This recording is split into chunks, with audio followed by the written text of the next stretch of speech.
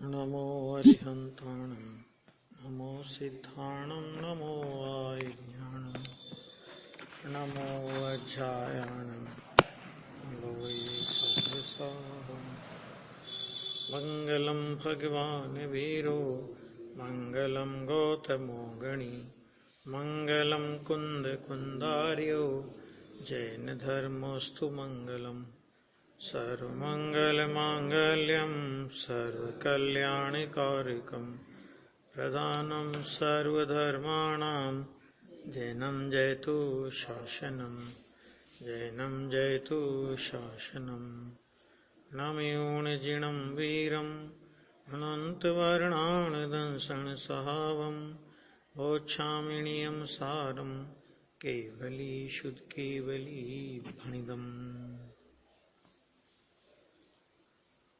नियम सार के शुद्ध भाव अधिकार की 50 नंबर की गाथा कल शुरू हुई थी। गाथा का विषय था हे उपादेय अथवा त्याग ग्रहण के स्वरूप का कथन। क्या ग्रहण करने योग्य है, क्या त्यागने योग्य है, क्या उपादेय है, क्या है उसकी चर्चा इस गाथा में आचार्य भगवान करने वाले हैं। तो यहां शुरुआत की इनने जो कोई विभाव गुण पर्याय हैं ये कहकर के विभाव गुण पर्यायों का अस्तित्व सिद्ध किया है और वे पहले 49वीं गाथा में व्यवहार नय के कथन द्वारा उपादेय रूप से कही गई थी, किंतु शुद्ध निश्चय नय के बल से अर्थात शुद्ध निश्चय नय से वे हेय हैं। मूल प्रतिपादन तो इतना करना है। उपादेय क्या है वो आगे बताएंगे, हेय क्या है वो बता दिया उन्होंने। हेय क्या है आया था ना, हे उपादेय त्याग ग्रहण, हे उपादेय त्याग ग्रहण एक ही बात है। तो हेय की चर्चा तो उनने पहले कर दी कि जो भी विभाव गुण पर्याय जिनको हम 49 नंबर की गाथा में व्यवहार नय की अपेक्षा से उपादेय कह करके आए थे, अर्थात उनका ज्ञान करने योग्य है इस अपेक्षा से उपादेय कही गई थी, वे सभी शुद्ध निश्चय के बल से हे है। यहां तक चर्चा कल अपनी हुई थी। अभी वो है खाली इतना कह दिया उससे काम नहीं चलेगा। अगर है तो किस कारण से, तो कारण देते हैं आचार्य। और कारण क्या देते हैं, क्योंकि वे पर स्वभाव है।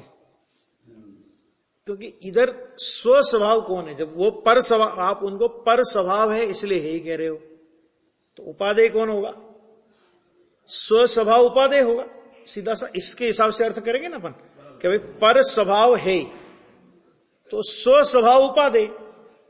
तो जब ये पूर्वोक्त सर्वभाव चार भाव जिनको हे कहा गया और हे कहने का कारण ये दिया कि ये पर स्वभाव है, तो इसका मतलब क्या हुआ कि एक परम पारनामिक भाव वो स्व स्वभाव है और वो उपादेय है। इनको पर स्वभाव कहा। तो पर स्वभाव का मतलब क्या हुआ यहां पे कि ये त्रिकाली स्वभाव नहीं है। पर स्वभाव का मतलब ये है कि ये एक बात तो ये कि त्रिकाली स्वभाव नहीं है।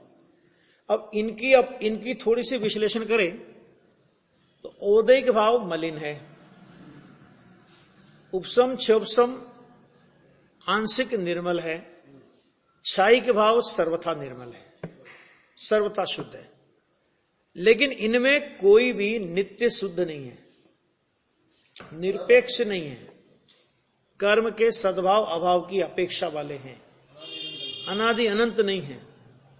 ये जो 2-3 दिन पहले सारे कारण गिनाए थे ना, वो सब कारण इसमें गिन लेना। इसलिए उन्होंने कहा कि वे पर स्वभाव हैं, और जब पर स्वभाव है तो क्या हुआ कि इसलिए परद्रव्य है। परद्रव्य का तो सीधा सा, क्योंकि जब त्रिकाली को स्वद्रव्य कहेंगे, अथवा यहां पर आगे आएगा स्वभाव में स्थित जो अनंत गुण उनको द्रव्य कहेंगे और उनका आधारभूत परम पारिणामिक भाव कहेंगे। यहां ये भी शैली ली है, ठीक है ना। तो देखो सर्व, अब के ये तो हो गया, ये तो उसका कारण दिया कि हे क्यों है, तो उन्होंने कहा कि वे वास्तव में पर स्वभाव है और इसलिए परद्रव्य है। स्वद्रव्य नहीं है, स्व स्वभाव नहीं है, त्रिकाल स्वभाव नहीं है, इसलिए वो परद्रव्य पर स्वभाव है। फिर आगे कहा सर्व विभाव गुण पर्यायों से रहित। सर्व का मतलब क्या हुआ? कुछ भी बाकी रखे बिना, सर्व जितने भी विभाव गुण पर्याय हैं, अशुद्ध से अशुद्ध और शुद्ध से शुद्ध, है ना। इसलिए पिछले 2-3 कलसों में इसलिए ये बात क्योंकि 50 नंबर की गाथा में इतनी गंभीर बात आने वाली है, तो आचार्य देव 2-3 कलसों में टीकाकार मुनिराज ये बात कहते आ रहे हैं। पहले सुबुद्धि कुबुद्धि की बात की, फिर शुद्ध अशुद्ध की विकल्पना की बात की, और उसके बाद मुक्ति और संसार में कोई अंतर नहीं है। मैंने इतना उसको पहले तैयार कर लिया। ये सब बातें पहले आ चुकी है। तो वो कहते हैं कि सर्व विभाव गुण पर्यायों से रहित,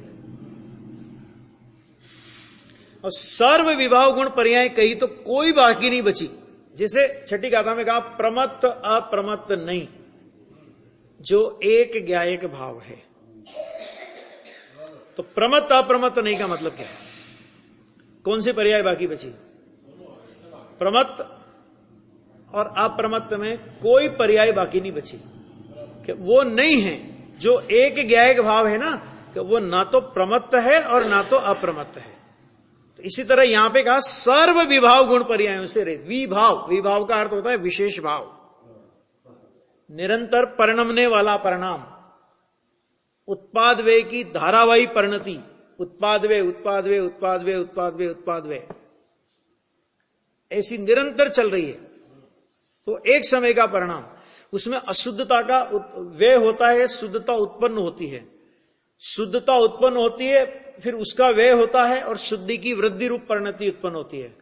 फिर शुद्धि की वृद्धि रूप परिणति का व्यय होकर के शुद्धि की पूर्णता रूप परिणति होती है।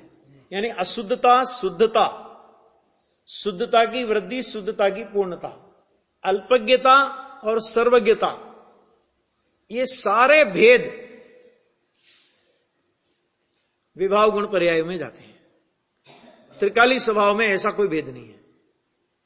त्रिकाली स्वभाव अनादि अनंत शुद्ध है, अनादि अनंत पूर्ण है, नित्य शुद्ध है, सहज शुद्ध है, ऐसा स्वभाव है।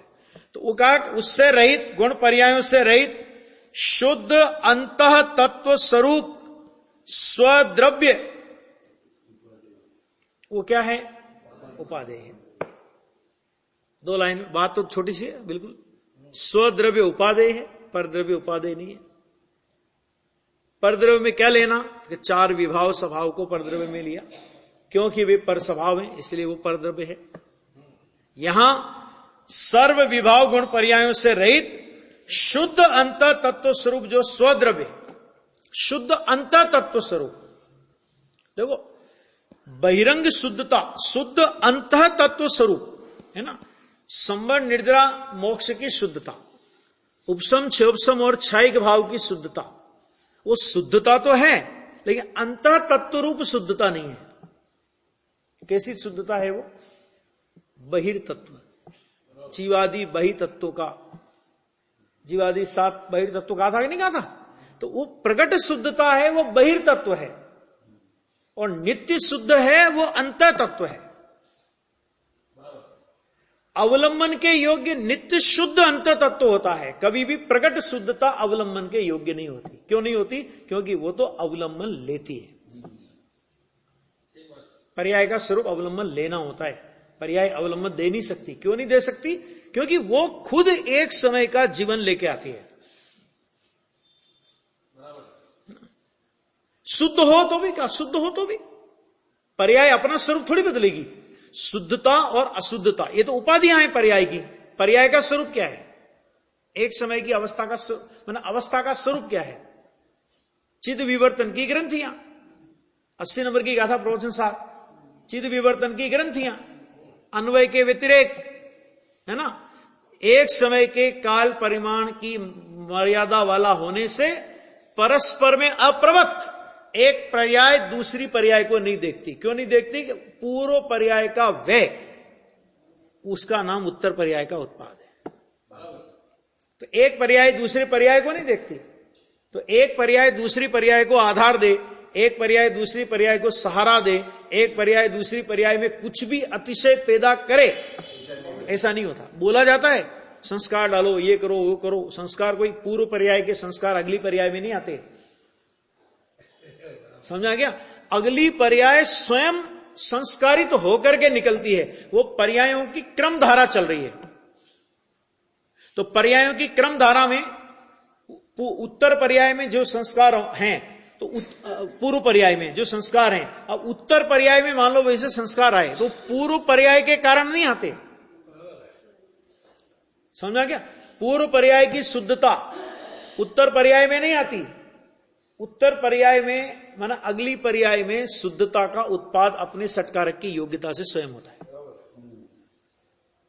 ख्याल में आ गया कि नहीं आ गया? तो ये सब बातें समझने की है बहुत गंभीरता से। आ गया? तो ये यहां पे कह रहे हैं कि सर्व विभाव गुण पर्यायों से रहित शुद्ध अंतः तत्व स्वरूप स्वद्रव्य उपादेय है। कौन उपादेय है? तो शुद्ध अंतः तत्व स्वरूप जो स्वद्रव्य है, तो वो स्वद्रव्य उपादेय है। आ गया? अब देखना, अब देखो, अभी मैं ये पैरा पढ़ता हूं, लेकिन इस पैरा पे चर्चा बाद में करेंगे। पहले अपन इस पे जितना पढ़ा उस पे गुरुदेव का पढ़ेंगे। वास्तव में सहज ज्ञान, सहज दर्शन, सहज चारित्र, सहज परम वीतराग सुखात्मक। देखो, जहां जहां भी नियम सार में गुण गिनाए ना, वहां ये चार ही गुण गिनाएंगे मुख्य रूप से। आपने देखा होगा पहले भी गाथाओं में ये सब यही आते हैं ज्यादातर। क्यों? क्योंकि प्रमुख ही ये है। तो वो कहा सहज ज्ञान। सहज ज्ञान का मतलब होता है त्रिकाली ज्ञान। सहज दर्शन यानी त्रिकाली दर्शन, सहज चारित्र यानी त्रिकाली चारित्र, और सहज परम वीतराग सुखात्मक माने सहज सुख। अभी तो नियम सारी चल रहा है, नियम सार ले रहा हूं, अभी कारण कार्य नहीं ले रहा हूं। अभी मैं कारण कार्य बाद में लूंगा। नियम सार में है ना ये 105 पेज, कारण कार्य बाद में। आ गया? समझ में आ गया? तो चार गुण आ गए। अब ये गुण, अब देखो एक चीज और समझो जरा, कि दो अपेक्षाएं हैं। कि द्रव्य स्वभाव को परम पारिणामिक भाव कहा जाता है, और गुण है वो भी पारिणामिक भाव रूप। गुण कैसे? गुण पारिणामिक भाव, गुण परम पारिणामिक भाव नहीं है। क्या कहा? गुण क्या नहीं है? परम पारिणामिक नहीं है। क्यों नहीं है परम पारिणामिक? उसका कारण बताएंगे। दो अपेक्षाएं हैं कि एक उदय उपसम छेद क्षोपसम, ये पर्याय के नाम है ना। उदय ओदिक भाव, क्षोपसम भाव, क्षायिक भाव, उपसम भाव वगैरह पर्याय के नाम है। तो पर्याय को ये नाम कर्म के उदय, कर्म के उपशम, कर्म के क्षोभसम और कर्म के क्षय की ओर से दिए। माने इनमें निमित्त की ओर से पर्याय का ये नैमित्तिक रूप नाम है। आ गया? आ गया? माने वो उपशम भाव, तो उपशम भाव किस बात को प्रसिद्ध कर रहा है? कर्म के उपशम से जो हुआ, निमित्त से नैमित्तिक की प्रसिद्धि हुई वहां पे। अब आचार्य कहते हैं कि वो अब हम निमित्त की अपेक्षा से चर्चा ना करें और प्रत्येक पर्याय को पर्याय के दृष्टिकोण से देखें। तो पर्याय क्या है? तो उन्होंने कहा कि वो पर्याय पारिणामिक भाव है। पर्याय क्या है? पारिणामिक। क्यों?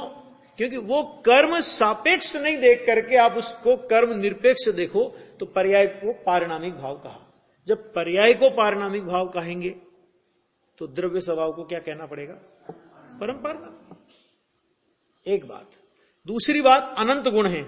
यद्यपि अनंत गुण पर्यायों की तरह उत्पाद वे रूप नहीं है, आने जाने वाले नहीं है, एक साथ रहते हैं, एक रूप रहते हैं।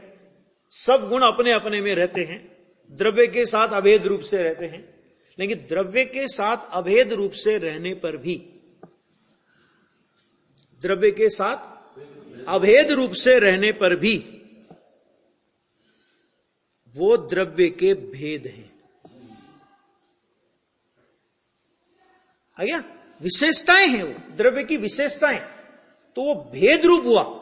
तो भेद रूप होने से उनको भी परम पारिणामिक नहीं बोलेंगे, उनको बोलेंगे पारिणामिक भाव।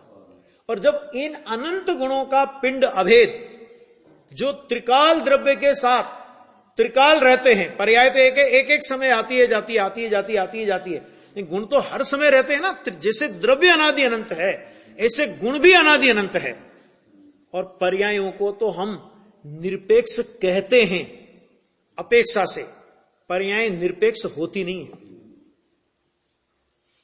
कर्म की सापेक्षता उसमें लगती है, लेकिन कर्म की सापेक्षता का हम कथन नहीं करें वो अलग बात है। लेकिन गुण में तो कभी कोई अपेक्षा लगती नहीं। ज्ञान गुण है तो ज्ञान गुण की ज्ञान पर्याय में ज्ञानावरणी कर्म के उदय और क्षय की अपेक्षा लगेगी। उदय, क्षय और क्षोभसम, तीन अपेक्षा लागू होगी ना। उदय उतना अज्ञान, क्षोभसम उतना ज्ञान का विकास, और क्षय माने केवल ज्ञान। ठीक है, तो ज्ञान की पर्याय में तो ये तीन अपेक्षाएं कर्म की लगी। लेकिन ज्ञान गुण में कौन से कर्म की अपेक्षा है? ज्ञान गुण का किस कर्म के साथ में निमित्त नैमित्तिक संबंध है? क्यों? क्योंकि भाई साहब गुणों के साथ में कभी भी निमित्त नैमित्तिक संबंध होता ही नहीं। क्यों? क्योंकि निमित्त नैमित्तिक संबंध कह रहे हो ना आप, तो गुण तो अनादि अनंत है, और जो अनादि अनंत होता है उसमें निमित्त का कोई संबंध नहीं होता। आ गया? तो पर्यायों की निरपेक्षता का कथन वो एक अपेक्षित कथन है, और गुणों की निरपेक्षता वो सहज सिद्ध है। लेकिन सहज सिद्ध होने पर भी गुण भेद रूप हैं, इसलिए वे परम संज्ञा को प्राप्त नहीं हो सकते। वो पारिणामिक भाव तो हैं, लेकिन परम पारिणामिक नहीं। और ऐसे अनंत गुणों को जो पी करके बैठा है, अनंत गुणमय ऐसा जो ध्रुव शुद्धात्मा है, कि जो अनंत गुणों को पी करके बैठा है, जब गुणों को पारिणामिक भाव कहेंगे तो द्रव्य स्वभाव को क्या बोलेंगे? सहज पारिणामिक भाव या परम पारिणामिक भाव। क्यों? क्योंकि वो उन अनंत गुणों का आधार है। उस के आधार से वे अनंत गुण रहते हैं। आ गया?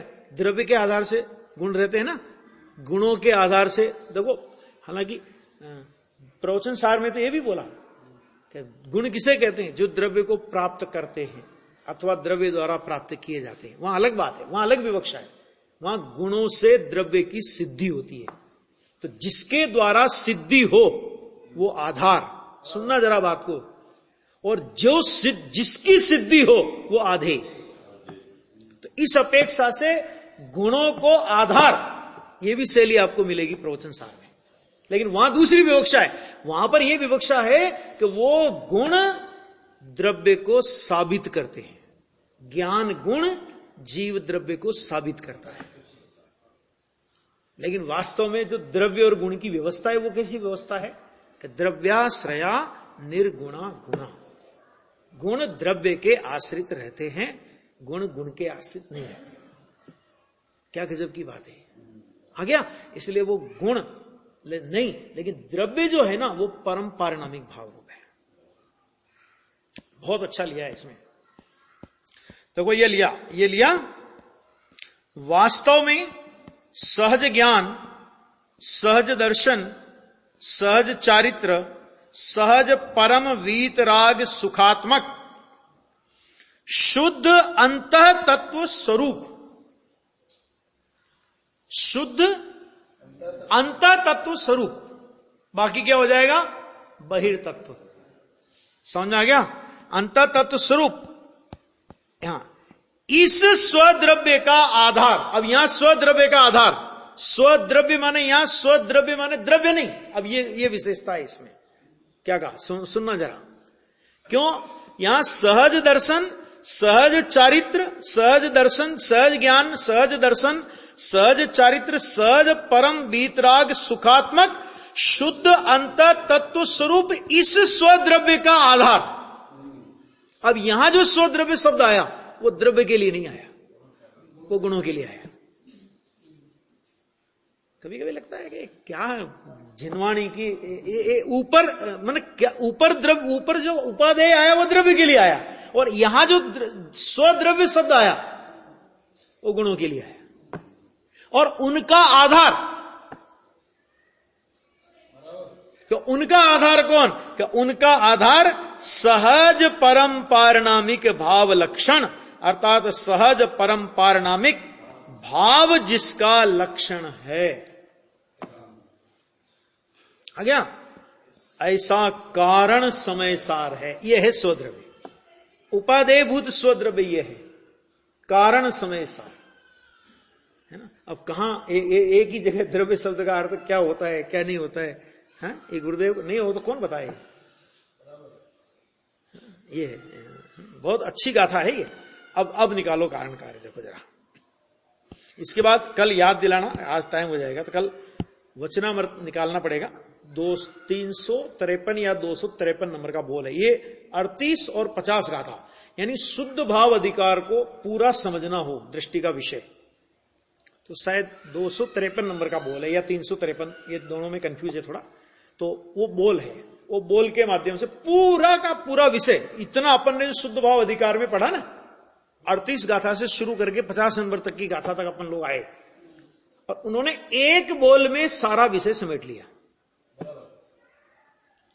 कौन उपादेय हो सकता है, कौन है उपादेय हो? जो उपादेय, अगर जिसको आप उपादेय नहीं कह रहे हो तो क्यों नहीं कह रहे हो, उपादेय कह रहे हो तो क्यों कह रहे हो, वो पूरा विषय और पूरा नियम सार का ही बोल लिया। और ये शब्द लिया है नियम सार के टीकाकार मुनिराज पद्म प्रभ मलधारी देव ने नियम सार में परम पारिणामिक भाव की धूम मचाई है। उसकी धुन लगाई है, धुन, ऐसा शब्द का प्रयोग किया है। देखो अभी कारण कार्य निकालो जरा, बहुत गजब का है। पेज बोलता हूं वो निकालना है ना।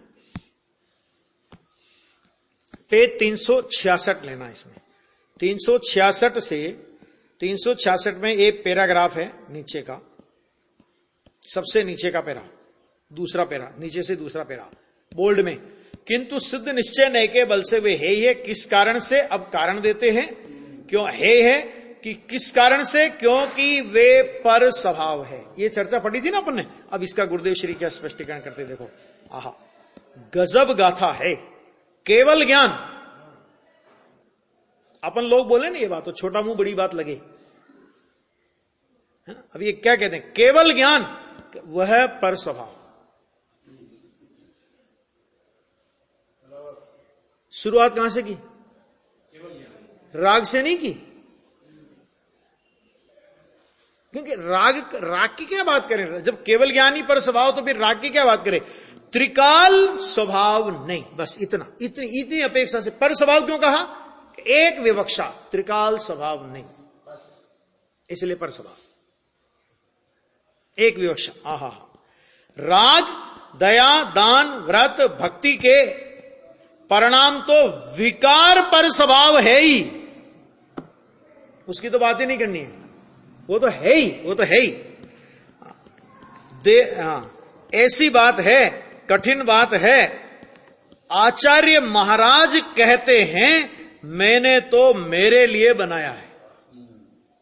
एक कहेंगे भाई तेरे को इतनी कठोर बात पचे नहीं पचे कि भाई साहब ये तो मैंने मेरे लिए बनाया है ना। उदाहरण देते हैं ना कई बार कि ब्राह्मण होता है ना अपने यहाँ जो ब्राह्मण, अभी का पता नहीं मुझे, लेकिन पुराने जमाने में ऐसा बोलते हैं ना कि जो ब्राह्मण बनाने आता था चौका, रोटियां बनाने, शादी ब्याह में, इसमें प्रसंगों में आता था ना, कच्चा खाना, तो वो अपनी रसोई अलग बनाता था और चौका लगा के, है ना, चौका लगा के बनाता था और उसकी रसोई में कोई नहीं जा सकता, और दूसरे पब्लिक के लिए रसोई बनाता था ऑर्डिनरी। तो उसमें एक सेर चूरमा, उसमें एक सेर घी पब्लिक के लिए, है ना, और खुद के लिए एक सेर चूरमा में 2-3 किलो घी। अब एक सेर घी वाला चूरमा अगर नहीं पचे तो 3 सेर वाला क्या पचेगा भैया, है ना। तो ये कुंद आचार्य देव ने अपने लिए चूरमा बनाया। नियमसार माने कुंद आचार्य की खुद की रसोई। आ गया। वो उन्होंने अपनी निज भावना के अगली नियमसार की अंतिम गाथा में बोलेंगे वो कि ये शास्त्र मैंने जिनेंद्र परमात्मा के पूर्वापर उपदेश को सुनकर निज भावना के निमित्त बनाया है। ये तो हमारा सौभाग्य है कि उनकी अंतरंग डायरी अमृतचंद्र आचार्य को टीका के लिए नहीं मिली थी। मुनिराज पद्म परमलधारी देव को टीका के लिए मिल गई, अमृतचंद्र आचार्य ने नहीं की, जयसेन आचार्य ने नहीं की टीका नियमसार की। एकमात्र टीकाकार पद्म परमलधारी देव, अंतरंग डायरी, और आज अपन लोगों को महासौभाग्य से ये मिल गई। देखो, मैंने शुरू के दिन भी बताया था जब नियमसार शुरू किया था कि श्रीमद राजचंद्र जी के जमाने तक नियमसार प्रसिद्धि में नहीं था। और श्रीमद राजचंद्र जी कब हुए थे? गुरुदेव जब 10 साल की उम्र के थे, 10 साल की गुरुदेव की उम्र थी, तब श्रीमद जी का देहावसान हो गया था 33 साल की उम्र में। और उस जमाने के विचक्षण पुरुष, क्षोभसम के लिए गुरुदेव बोलते थे जैसे, तो उनको भी नियमसार नहीं मिला था। और ब्रह्मचारी शीतल प्रसाद जी का सबसे बड़ा योगदान रहा इसमें कि उन्होंने सबसे पहले शास्त्र भंडार में से ये नियमसार की टीका निकाली और उसकी हिंदी भावानुवाद करके उस टीका का प्रकाशन किया। और शुरुआत में जब गुरुदेव श्री ने प्रवचन किए तो वो ब्रह्मचारी शीतल प्रसाद जी की उसी नियमसार की टीका के आधार पर प्रवचन किए थे, लेकिन वो भावानुवाद था, भाषानुवाद नहीं था। संस्कृत टीका का शब्द से अनुवाद। फिर गुरुदेव की भावना थी तो उस भावना को लक्ष्यगत करके पंडित हिम्मत भाई ने ये मैंने गुजराती टीका की, फिर उसका हिंदी अनुवाद हुआ। और 9 बार के प्रवचन गुरुदेव श्री के नियमसार पर भी 9 बार के प्रवचन हुए। समयसार पे 19 बार हुए ना, तो नियमसार पे भी 9 बार के तो जाहिर हैं। हाँ, उसके बाद हुए ना बहुत बार, उसके बाद फिर 19 टीका पे हुए। तो मैंने कहने का मतलब क्या कि अपन लोग कितने सौभाग्यशाली हैं। देखो, आचार्य कुंद ने अष्टपाउड़ लिखा, और अभी मेरा अष्टपाउड़ का काम चल रहा है, तो मुझे पता है कितनी फटकार लगाई है। किसको? मुनियों को भी।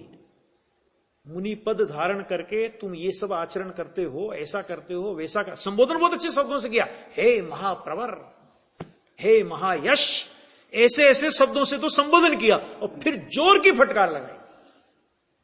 ऐसी भावना करके तू अनंत बार स्वर्ग में गया, वहां हीन जाति का देव हुआ, नरक में गया, ऐसा बहुत फटकार लगाई। ये इतनी तक फटकार लगाई कि यदि तू इस तरह की प्रवृत्ति करता है तो तू श्रमण नहीं तिर्यंच है। ये शब्द का प्रयोग 10 गाथाओं में किया है, लगातार 10 गाथाओं में। श्रमण नहीं तिर्यंच है, श्रमण नहीं तिर्यंच है, श्रमण नहीं तिर्यंच है ना। एक कुंद आचार्य की मजबूरी थी, उनका जीवन नहीं था। किसी को डांटना, डपटना, अनुशासन प्रशासन करना, ये मुनिराज का जीवन नहीं होता है, मजबूरी होती है। आचार्य पद थे ना, तो आचार्य पद में उनकी मजबूरी थी। मुनिराज का अंतर जीवन कैसा होता है, मुनिराज की अंतर परिणति कैसी होती है, सच में चलते फिरते सिद्ध कैसे होते हैं, अगर ये देखना हो तो नियमसार देखना पड़ेगा।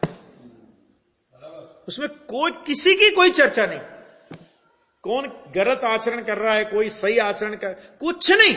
ऐसा मुनि का बाह्य आचरण होता है, ऐसा मुनि का अंतरंग आचरण होता है, और इस तत्व के आश्रय से यह प्रकट दशा होती है। 3 चीजें की और चौथी कोई बात नहीं।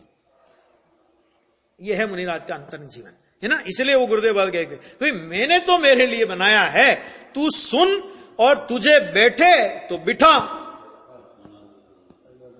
और नहीं बैठे तो अनादर करना नहीं, अनादर नहीं करना। मैंने क्या होता है, कोई बात अपने को समझ में नहीं आती ना, तो तुरंत उस पर डिसीजन नहीं देना चाहिए। जिनवाणी की बात है ना, कभी ठीक है बात है जिनवाणी की बात है तो हम इनकार नहीं कर सकते, लेकिन अभी हमारी समझ में ये बात नहीं आई है, इस बात को हम विचार कोटि में रखते हैं। क्या मतलब इसका? हम इस पर विचार करेंगे, विचार करके तथ्य अतथ्य, सत्य असत्य का निर्णय करेंगे। अनादर नहीं करना, क्योंकि ये वितराग की वाणी है। सत्य ऐसा महंगा, ऐसा अनादर करना नहीं बापू। भाई तेरा नाथ भगवान इतना है कि जिसकी कीमत के समक्ष एक समय की पर्याय की कीमत नहीं है। क्या कीमत रखती है एक समय की पर्याय? अनंतानंत शुद्धता का पिंड। सिद्ध दशा में अनंत शुद्धता प्रकट हो गई, उससे अधिक शुद्धता की प्रकटता अब नहीं होगी। कि द्रव्य के बारे में क्या विचार है? कि द्रव्य के बारे में हमें कुछ कहना नहीं है। द्रव्य तो उससे अनंत गुणी शुद्धता का पिंड है, उसकी शुद्धता के लिए हमें कहना नहीं। लेकिन पर्याय की शुद्धता के लिए, पर्याय की परिपूर्णता के लिए, पर्याय की प्रकटता के लिए सिद्ध दशा हो गई कि अब बस कर, इससे आगे शुद्धता की वृद्धि नहीं। आ गया वहां मर्यादा आ गई। सिद्ध दशा में पर्याय की मर्यादा आ गई। सिद्ध दशा से आगे कोई पर्याय नहीं होती।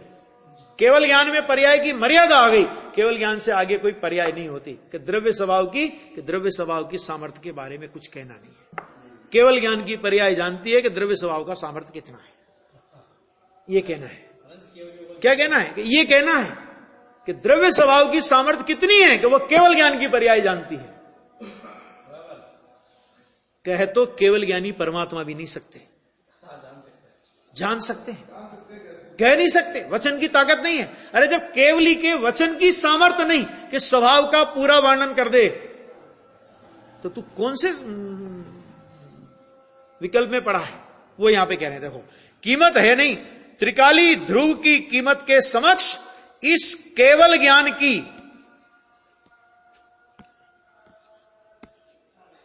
एक समय की पर्याय की भी कीमत नहीं है। क्या कह रहे हैं ये? क्यों? क्योंकि एक अंगूठी और एक सोने की खदान, मूल्य किसका ज्यादा? खदान। क्यों? क्योंकि अखूट सोना है उसमें। हाँ, अपने यहां के पत्थर की खदान जैसा नहीं कि थोड़ा पत्थर निकाला फिर जड़ाई लगाओ। अखूट खजाना, एक तरफ वो है, एक तरफ सोने की अंगूठी है। केवल ज्ञान तो सोने की अंगूठी है, और त्रिकाली स्वभाव कि वो सोने की खदान है। सर्वज्ञता का स्वभाव लेकर के बैठा है। हम क्या केवल ज्ञान की कीमत करें? आ गया? क्यों? क्योंकि केवल ज्ञान की कीमत केवल ज्ञान ही नहीं करता। हम क्या करें? कि क्या कह रहे हो? कि केवल ज्ञान त्रिकाली की कीमत करता है। ख्याल में आ गया कि नहीं आ गया? किसकी कीमत करता है केवल ज्ञान? केवल ज्ञान त्रिकाली की कीमत करता है। तो केवल ज्ञान जब खुद केवल ज्ञान की कीमत नहीं करता, क्योंकि केवल ज्ञान को केवल ज्ञान की कीमत आ जाए तो उसका नाम केवल ज्ञान नहीं। सम्यक दर्शन को सम्यक दर्शन की कीमत आ जाए तो उसका नाम सम्यक दर्शन नहीं। सिद्ध दशा को सिद्ध दशा की कीमत आ जाए उसका नाम सिद्ध दशा नहीं। अरे सारी निर्मल परिणतियां जिसकी कीमत करती है, हम तो उसकी कीमत करते हैं। मैं नहीं कह रहा हूं, कुंद कुंद आचार्य ने अष्टपाउड़ में एक गाथा लिखी है। कुंद कुंद शतक में डॉक्टर भारेल जी ने उसका हिंदी अनुवाद किया है। अरिहंत सिद्धाचार्य पाठक साधु है परमेश टिप्पण, सब आत्मा की अवस्थाएं आत्मा ही है शरण। ये तो आत्मा की अवस्थाएं। तो जो अवस्थाएं हैं, तो मैं अवस्थाओं की शरण ग्रहण करूं कि जिसकी अवस्थाएं हैं मैं उसके पास उसकी शरण ग्रहण करूं। क्यों? क्योंकि अवस्थाओं की शरण से मुझे क्या मिलेगा? ये खुद ही टिकने वाली नहीं अगले समय, है ना। मैं तो उसकी शरण ग्रहण करता हूं कि जिसके लक्ष्य से ये अवस्थाएं प्रकट हुई। इस तरह अवस्थाओं से हटता हुआ उस त्रिकाली की ओर वो ज्ञान चला जाता है। कीमत उसकी है ना। मलिन परिणाम की कोई कीमत नहीं है। और हम लोग बोलते हैं ना, इन्होंने ये काम किया, कोई थोड़ा अभी जैसे चलते हैं ना, अपने आप ही अपने सब जगह बीमारियां घुस गई अब तो, है ना। कहीं अपने यहाँ भी जैसे कोई विधान हुआ, पंच कल्याणक हुआ, वेदिक कोई भी हुआ, हम इनके शुभ भाव की अनुमोदना करते हैं। मैंने कहा इनको निगोद ले जाओगे, तुम निगोद जाओगे। शुभ भाव अनुमोदना के लायक है, लेकिन मक्खन लगाना है, पैसे निकलवाने हैं। तो जितना ज्यादा मक्खन लगाओगे उतना ज्यादा बरसेगा वो सेठ। तो ये पद्धतियां चल पड़ी। तो भाई साहब, शुभ भाव अनुमोदना के लायक है। हम आपके भावों की प्रशंसा करते हैं, हम आपके भावों की अनुमोदना करते हैं। राग अनुमोदना के लायक है। अपने पंच कल्याणकों की, अपने कार्यक्रमों की बात कर रहा हूं, दूसरों की बात नहीं कर रहा मैं। सच बोलता हूं, जब ये देखता हूं ना बहुत पीड़ा होती है अंदर। मैंने कहा क्या है, कौन सा मार्ग चल रहा है ये गुरुदेव का मार्ग है, निगोद का रास्ता है, सीधा सीधा, कोई नहीं बचेगा। समझाएगा नहीं भाई, ठीक है आप भाई, इन्हें बहुत बढ़िया काम किया है, अच्छी बात है, लेकिन हमें अनुमोदना मतलब तुम यही काम करते रहो। अनुमोदना का मतलब क्या होता है, अच्छा बताओ, मुझे बताओ। अनुमोदना माने क्या, आपने जो किया बहुत अच्छा किया, आप भविष्य में भी ऐसा करते रहें। इसका मतलब क्या कि बेटा तू स्वर्ग में जा, फिर एक इंद्री हो। ये अनुमोदना नहीं हुई इसमें। देखो, प्रेरणा देना एक अलग बात है, और उस भाव की हम अनुमोदना करते हैं। ये शब्द हमारे मुंह से कैसे निकले अगर हम गुरुदेव के अनुयायी हैं तो? शुभ भाव की अनुमोदना।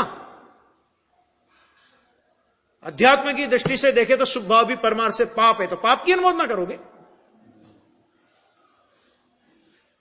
समझ में आएगा नहीं आएगा? समझना जरा बात को भाई। अरे यहां केवल ज्ञान की पर्याय की कीमत नहीं, ऐसा तब तो चलता हो, और हम शुभ भाव की अनुमोदना करते हैं। काहे की शुभ भाव की, इन्हें 2-4-5 लाख रुपए दिए, इसकी हम इनका शुभ भाव की हम अनुमोदना करते हैं। भाई साहब सुन लेना, कठोर बात है।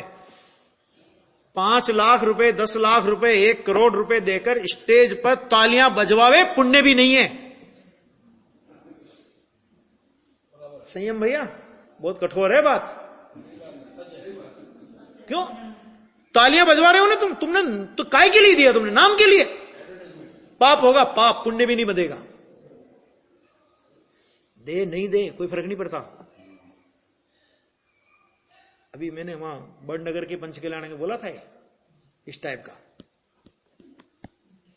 नहीं चले ये सब। भाई मार्ग क्या है, क्योंकि जब हम अध्यात्म का झंडा हम लेकर के चल रहे हैं तो हमारे हर प्रोग्राम में, हमारी हर एक्टिविटी में वो अध्यात्म झलकना चाहिए। ठीक है, व्यवस्थाओं के लिए अपन कुछ भी व्यवस्थाओं के लिए सब होता है, करते होंगे, लेकिन उसको इतना बड़ा चढ़ा देना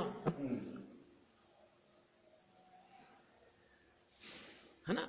साथी से पुण्य तुम्हें बंधेगा। काय का साथी से पुण्य बंधेगा? सम्य दृष्टि को साथी से पुण्य बनता है। किसको बनता है? सच्चा निर्णय करो ना, साथी से पुण्य किसको बनता है? कि जिस पुण्य के उदय में वो पुण्य करेगा फिर से, अथवा पुण्य का अभाव करके स्वभाव की साधना करेगा। पुण्य के और अज्ञानी को जो पुण्य बंधेगा, पुण्य का उदय आएगा, नियम से उसमें पाप करेगा और पाप का बंद करके एक इंद्रिय तक में चला जाएगा। काय की अनुमोदना करनी, तुझे उसके एक इंद्रिय में जाने की अनुमोदना करनी